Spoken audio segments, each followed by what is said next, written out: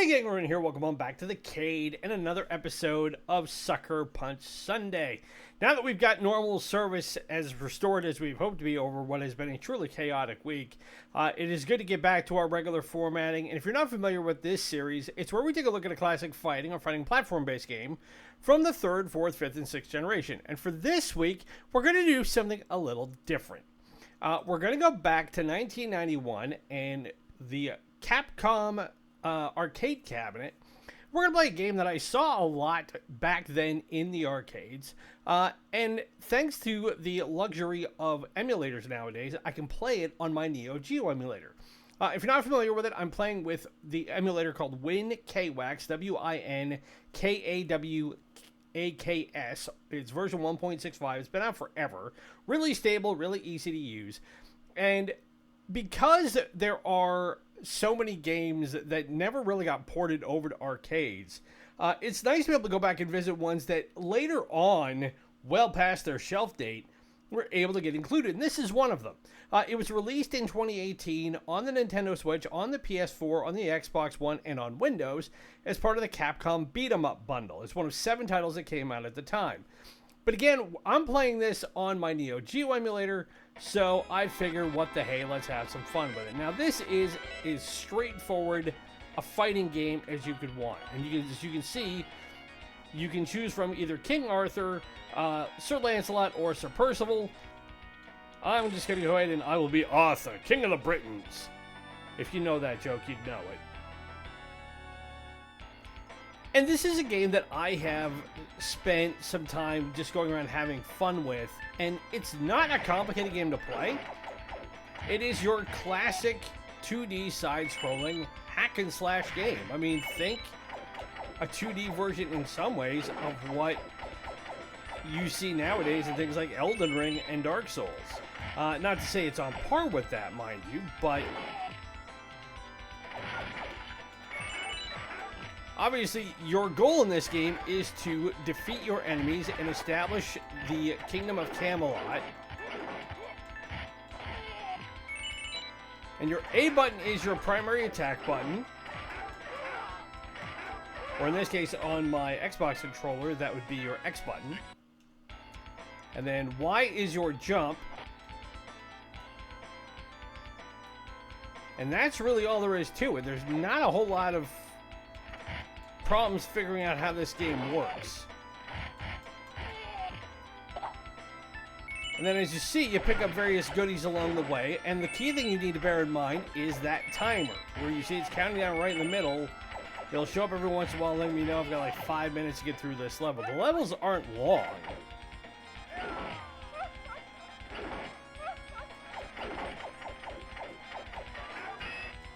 So we have to fight Sir Scorn.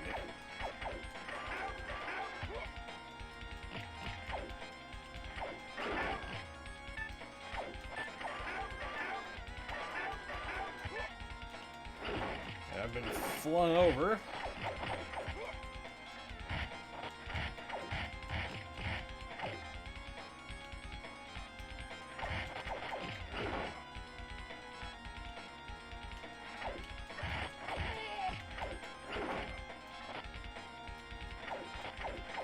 So now, like most boss battles, you just gotta whittle them down. But luckily, I has Excalibur at the ready.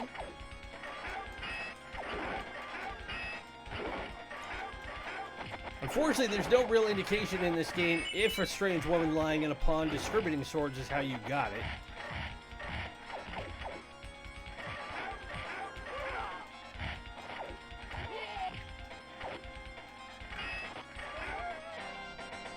But we have defeated Scorn. Excalibur, oh. And made it through stage 1. Now, this game, when it came out in 1991, was not a super popular arcade game, but it was fairly well received. I mean, your average review in most publications at the time was somewhere in the ballpark of about 7 to 8 out of 10.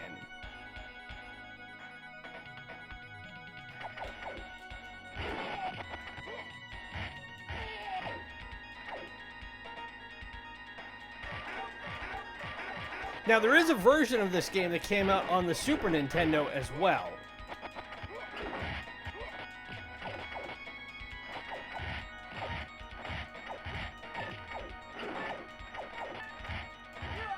Dispatch these guys, I will fill in the blanks on that.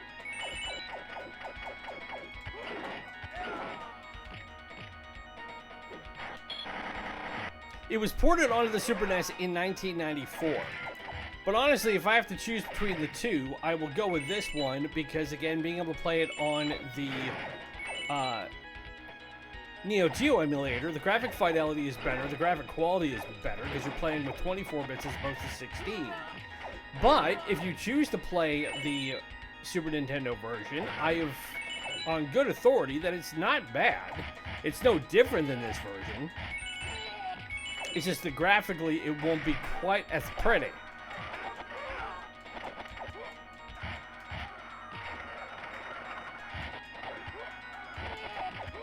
Quick, stab me in the back.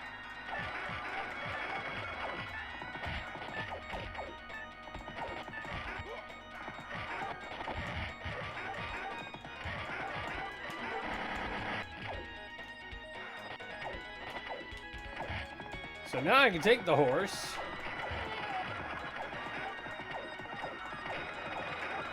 And swing away as I get finally knocked off the horse by the Mace Knight.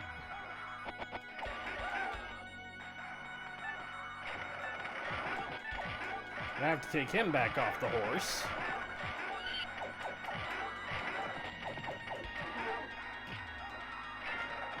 Now I has the horse.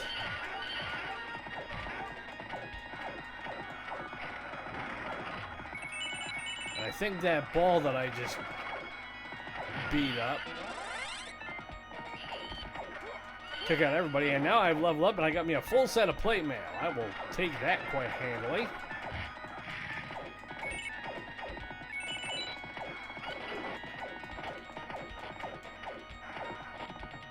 Except this gesture knight will not let me take him down. The only problem I have with having things like horses and whatnot in games like this is that it makes it very hard to control and thereby very hard to hit your enemies.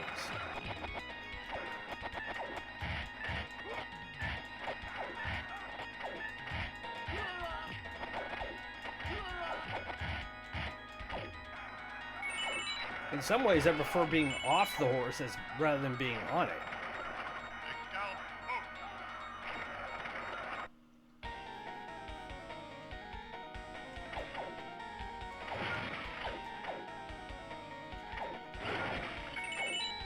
It's funny going back and playing this game, now having watched games like, or not, watched movies like Game of Thrones, or TV shows rather, like Game of Thrones. Swear to God, I could get that out.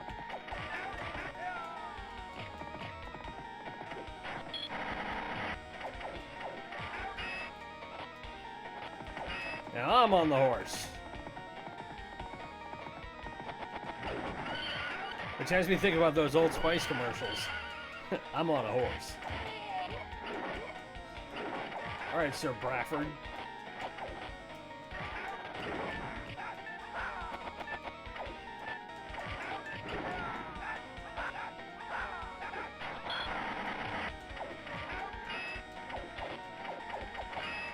But you may have noticed I haven't had to do a continue yet, because I have like 12 lives already.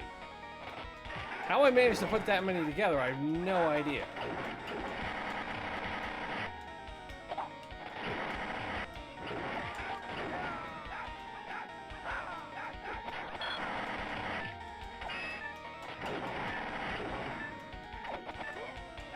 Ouch.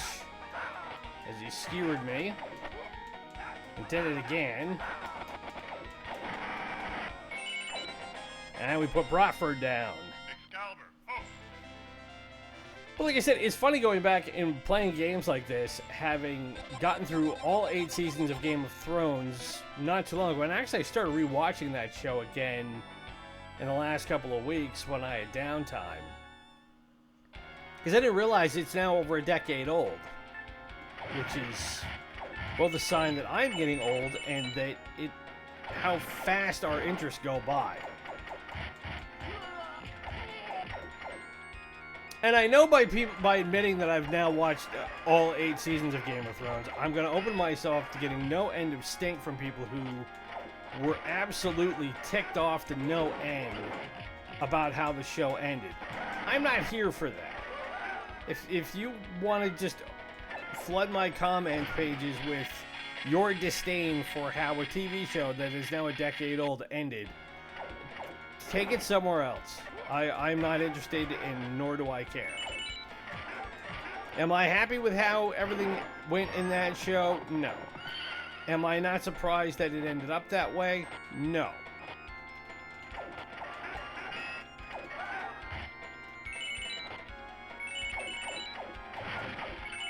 In no small part because fans nowadays assume that content creators have an obligation to have everything made exactly the way they want it. And that's not how it works. I hate to break it to you, but that's not how it works. And it's never been how it works.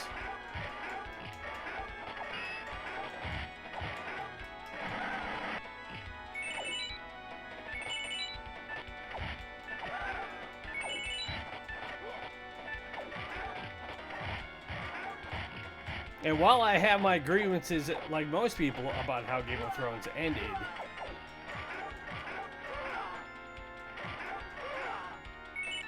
I can easily make the case for how the ending was not nearly as big a train wreck as people want to make it out to be.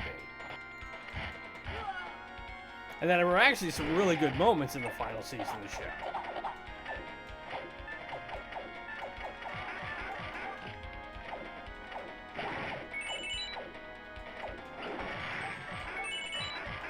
If anything, I'm more ticked off about the fact that I will likely never live long enough to see the book series finished, because George R.R. Martin has essentially conceded defeat on that front.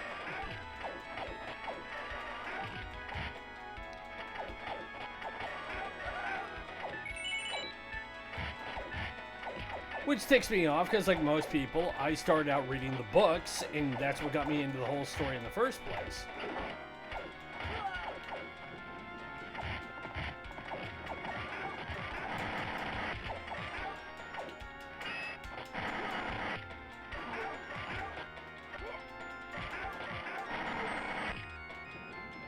There we go. Onward! So if you hit the jump and the attack button at the same time, you get that big swing attack. You only have so many of them that you can use, though. Like all special attacks, you can't overdo it.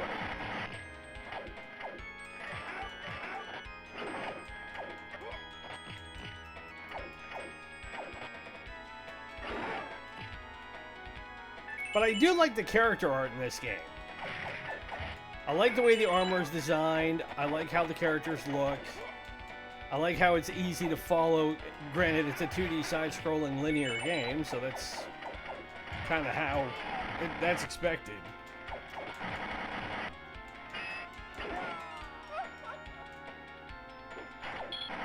And I'm pretty sure it's a lady in that armor, judging by the pitch of that laugh.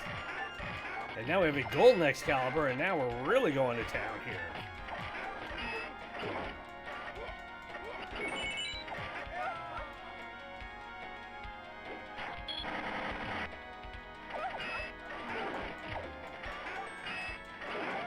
Yeah, it says the tall man, but I'm pretty sure that may be a Brienne of Tarth in that suit.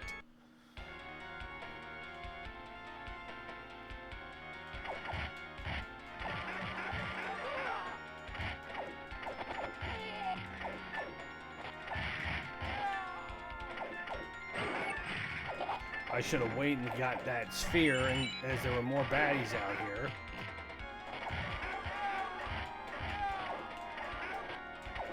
Oh, we got Tiggers.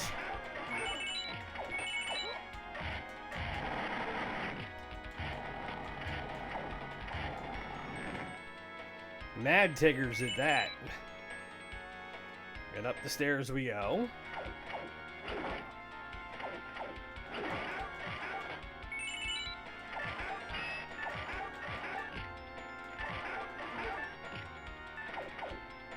And what I like about games like this is the fact that we can now play these on emulators, or even play them as ported onto new-gen consoles.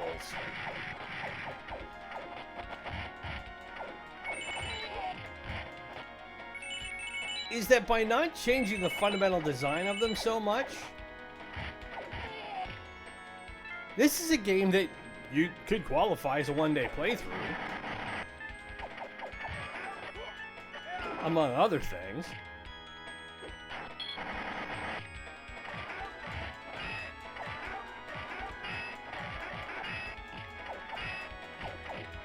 But if you want to play something that is just different,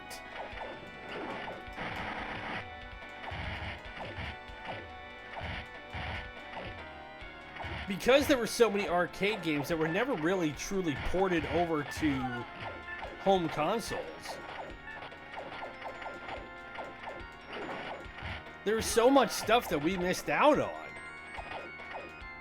if you didn't have access to an arcade back in the day.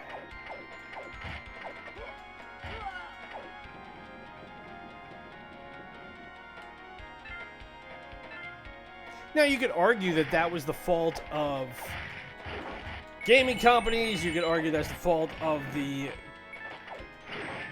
people who made the arcade cabinets for the gaming companies. In a lot of ways, I mean, it really doesn't matter. Because games like this were not always easy to port. Ooh, now we have to take on the Silver Emperor Arlon.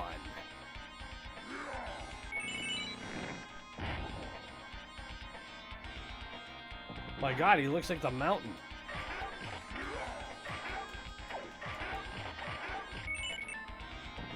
Well, I got all your silver, Jack.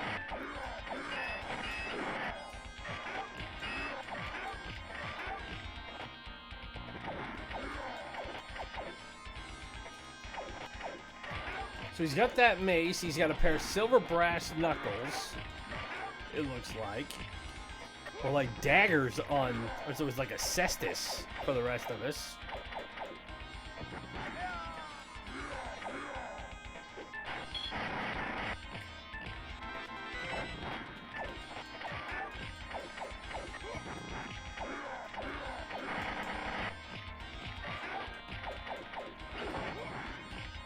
I gotta stay out of that impact zone when he jumps.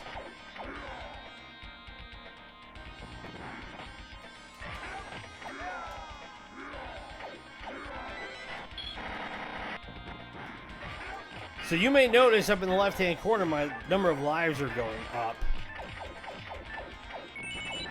And it's coinciding with me hitting the coin button on my emulator.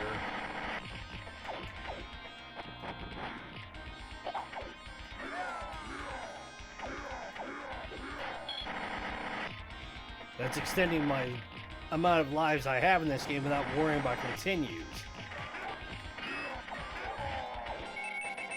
Oh, we cashed in and we defeated Arlon the Silver Emperor.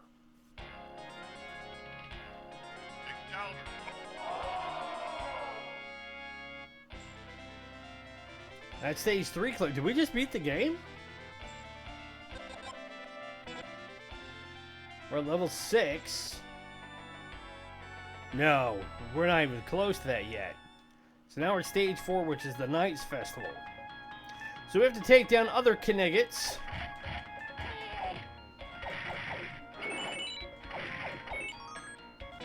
Ooh, we leveled up again.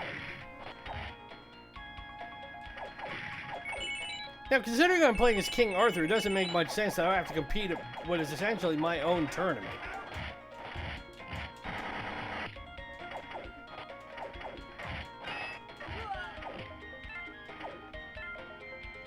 But then, I don't make it the rules.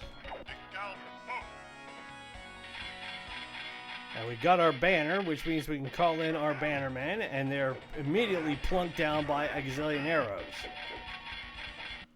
Well, I'm sure they feel like Burks at this point for having come to my aid.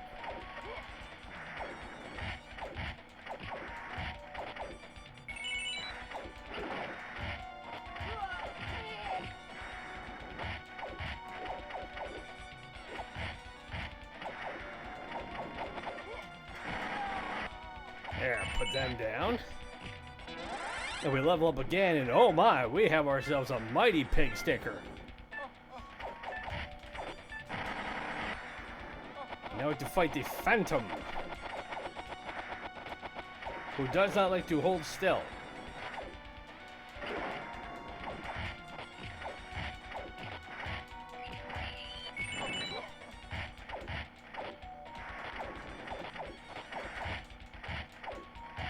Well, it'll hold still now, damn it.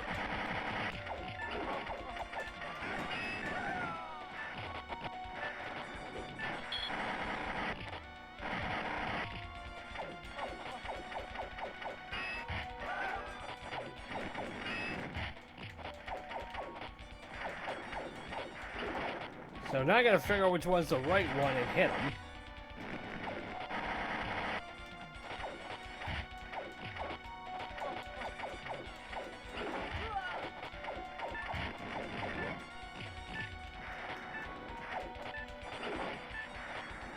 So I think it's that one. As I died. There. We have defeated the Phantom, and just like that, we make it through stage 4. So now we're at stage 5, and we're closing in on half an hour, so...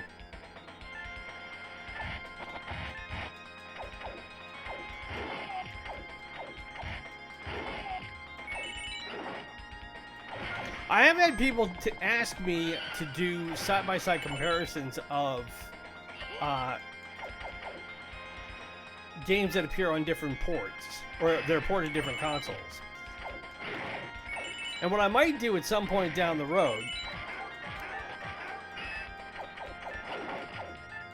is do a revisitation of this game, but doing it on the Super Nintendo version. Although, like I said, doing my research on it, it's no different. It's just graphically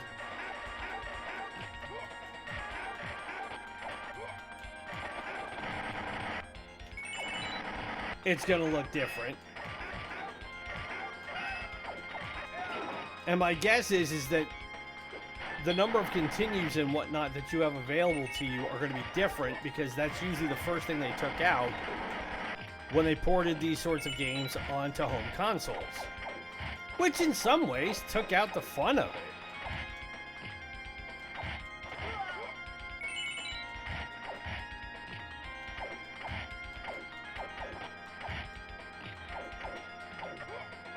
Understanding the reality that the reason why they did take that out is because when this was still an arcade game, your ability to do continues was solely relevant to how many quarters you had in your pocket.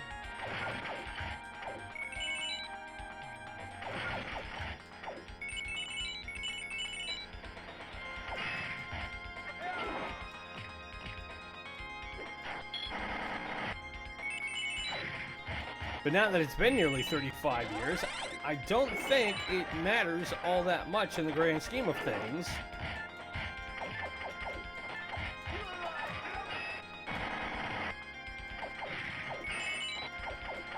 If you're able to kind of cheat your way through having an indefinite amount of continues or not.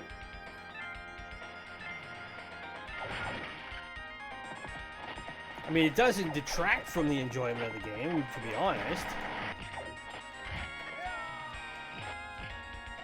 It doesn't make it any less challenging.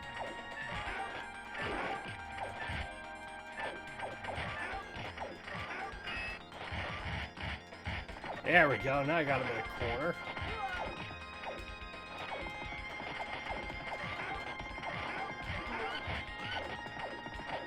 And I got all these guys while I'm on the horse now.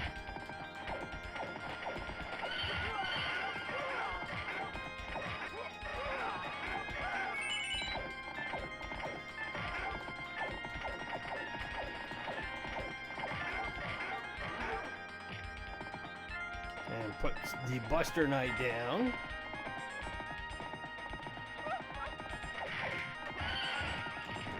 And just like that, she flung me off my horse. And I died. So let's see if we can get through this level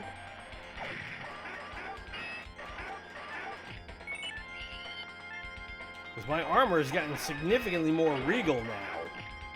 I've got golden armor on. I don't think it protects me all that much better. But it looks cool.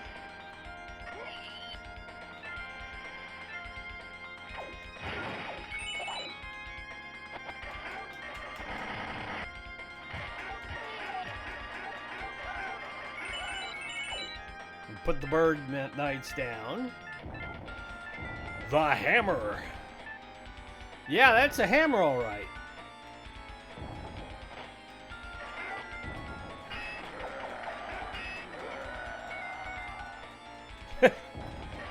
Not much for conversation, this guy.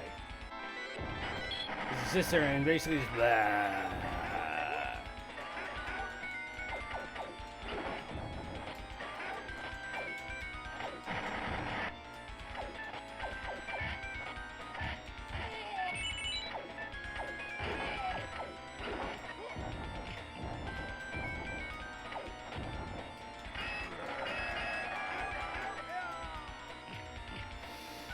Well, I'm chipping away at Bulbers here.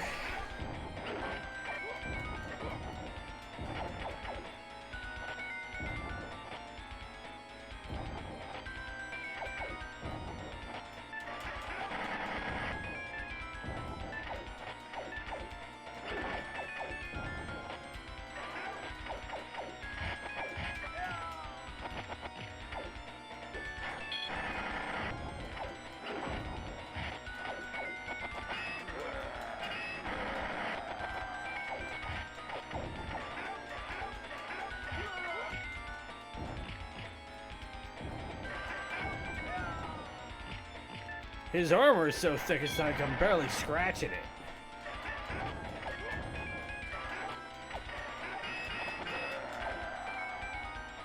it.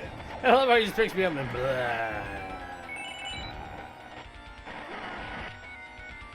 I have to admit, I find stuff like that in games like this to be just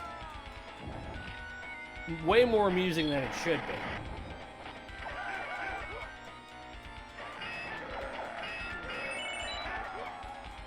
But he's almost dead, which is good, because I only have 6 minutes to kill him, as he slams him with his hammer. And for that, I get 2 big turkeys. So we clear stage 5, and that puts us at half an hour nearabouts. So now I'm at level 10. And I think we'll call it good here. So that, everybody, is Knights of the Round Table from 1991, or Knights of the Round is the official name for it, from the arcades created by Capcom as ported onto the SNK Neo-Geo, as well as the Super Nintendo, and then more recently, in 2018, as I said, on the Nintendo Switch, the PS4, the Xbox One, and Windows. Now, is this a good game? It depends on your definition of that, and I'm not saying that to be coy. I'm saying, for me, yeah, this is a fun game. It's a game that does exactly what it advertises on the tin. It's a 2D side-scrolling hack-and-slash beat-em-up arcade game. The mechanics aren't hard to learn. Like I said, you've got a basic attack button, you've got a jump button. If you mash the two together, that's your special attack. There's some mechanics in this game that I actually really like. I like the fact that you can level up. I like the fact that your weapons change. I like the fact that your avatar changes as you continue to level up. Your armor gets better. I don't know if that gives you any benefit to your ability to get through the game. I was getting slaughtered in that last fight, but then again, I was fighting a giant with a supermassive warhammer, so what do you expect is going to happen? He's basically hitting a tin can with a wrecking ball. For the time, like I said, it was solidly reviewed across pretty much all the platforms it was released on. If you play this on the Super NES, it was ported on the Super NES in 1994. The graphics are going to be a little bit different, and as I said, the mechanics are going to be a little bit different because you won't have the ability to just keep dumping coins in to continue your lives on this. Eventually, you will run out, you will have limited continues, and you're going to eventually have to realize that you're going to have to really get good to get through it.